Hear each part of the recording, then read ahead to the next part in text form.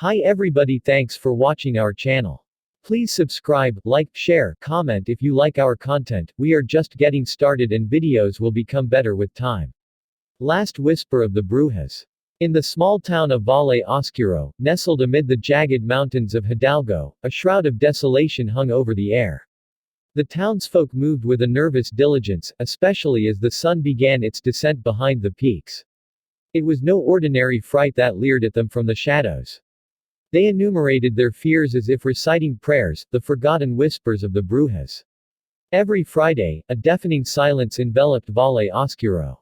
Elders gathered at the central plaza, their faces a mosaic of worry and grave knowledge. It was a tradition, passed down through generations, that the word bruja should never be uttered on this cursed day. Doing so was believed to summon their wrath, vengeful spirits of women wronged by society, who clung to the remnants of their power and thrived on the energy of fear. Ignacio, a lone traveler with an unkempt beard and an adventurous heart, found himself in Valle Oscuro one fateful Friday. Oblivious to the superstition swirling through the town like tendrils of mist, he ambled into the Plaza de los Santos, his backpack slung carelessly over one shoulder. The air was thick, tasting of salt, a remnant, he would later learn, of the town's peculiar customs. The locals sprinkled salt in their doorways and windows every Friday, an offering to ward off the malevolent energy that stirred whenever someone inadvertently spoke the forbidden word. Curiosity piqued, Ignacio approached a gathering of old women, their hands clasped tight, whispers spilling from their lips like frightened doves. Eavesdropping, he caught fragments of their conversation. Hushed admonitions woven with tales of curses, disappearances, and a particular bruja with a thirst for vengeance.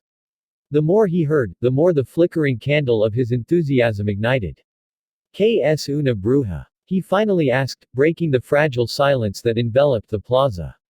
The women turned sharply, their eyes wide with shock, as if he'd summoned an unseen presence with his words. A frail woman in the center, known as Abuela Rosa, uttered a sound like a strangled gasp.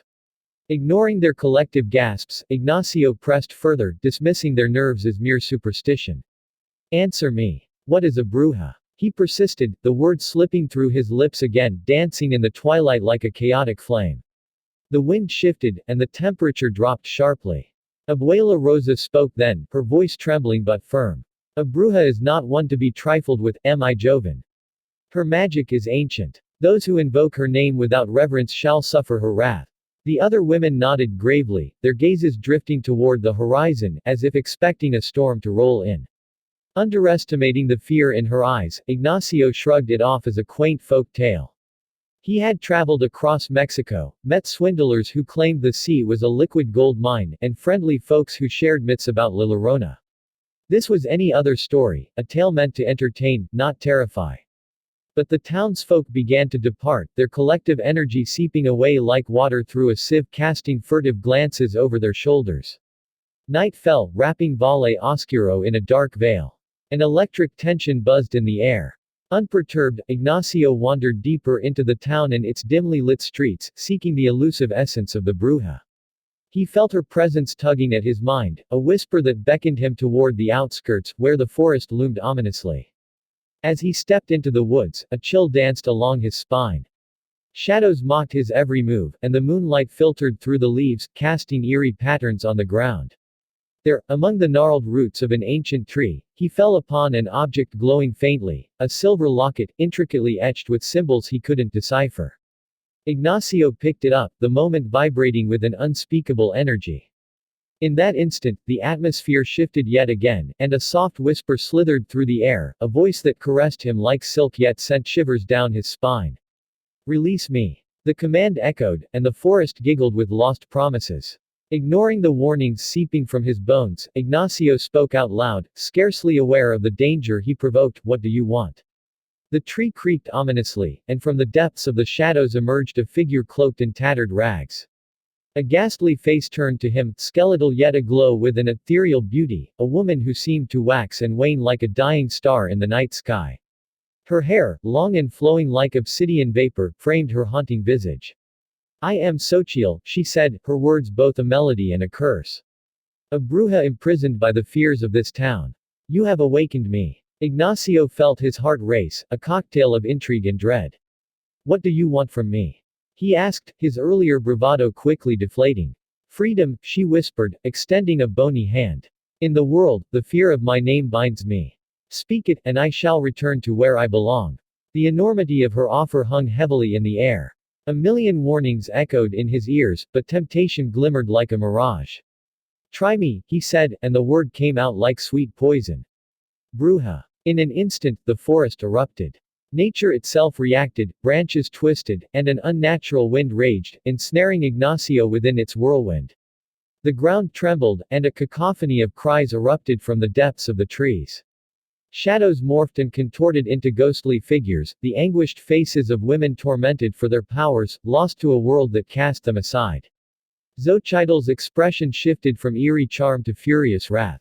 The ground beneath Ignacio's feet disintegrated, pulling him into a chasm that felt deeper than the bowels of the earth. You fool! Her voice echoed, sinister and melodic. You've ignited the wrath of the Brujas. Suffocated by panic, Ignacio groped for a way out, but the abyss folded in around him, twisting time and reality. Just then, a glimmer caught his eye, the silver locket still in his grasp. He remembered the townsfolk's wisdom about salt, the ancient relic that warded off curses and evil spirits. He was drowning in shadows when his mind surged with clarity. He fumbled for the salt he always carried, a talisman against bad omens, and tossed it into the encroaching darkness. The salt sizzled like a poppy seed under sunlight, and light erupted from the locket, pushing the shadows back. In a desperate prayer, he shouted, Xochitl, release me. Release all of us. The clash of elements erupted, sending waves of brightness crashing into the darkness. The shadows recoiled, shrieking, reforming before dissipating like smoke in the wind. With one final scream, Xochitl was swept into a vortex of light, the essence of anger and beauty torn from the celestial tether. In a blink, Ignacio found himself back in the plaza, the sun rising lazily over the distant mountains, illuminating the town with an eerie warmth. The townsfolk began their Friday ritual, meticulously casting salt across the ground, and upon seeing him, gasped with disbelief at his return from the abyss. The Brujas, they are free now. He stuttered, collapsing to the dusty ground as fatigue wrapped him in its embrace. As the townsfolk encircled him, fear mixed with reverence in their eyes. They whispered amongst themselves before suddenly growing silent, their faces pale as linen. Finally,